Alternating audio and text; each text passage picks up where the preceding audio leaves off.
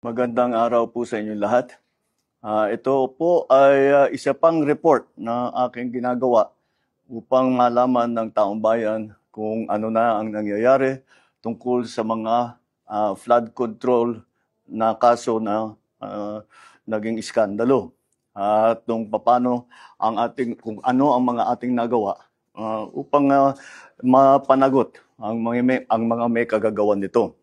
Kaya nais kong i-report na ang ombudsman formal nang naghain ng kaso laban kina Saldico at iba pang 17 individual batay sa mga ebidensyang iniakyat ng ICI at saka ng DPWH.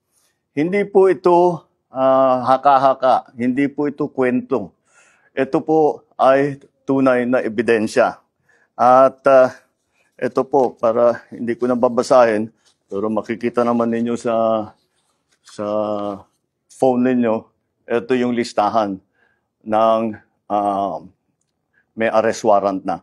At ang susunod na hakbang, ay wala nang paligoy-ligoy pa, ang ating mga otoridad ay siyempre papatupad na nila itong mga arrest warrant na ito.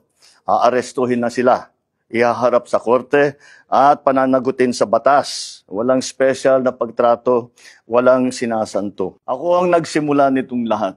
Ako ang magtatapos. Kaya't asahan po ninyo na wala pong tigil itong aming ginagawa.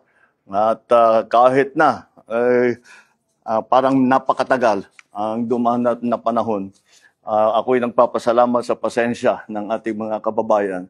Ngunit nagbunga na ng resulta ang mga pasensya ninyo.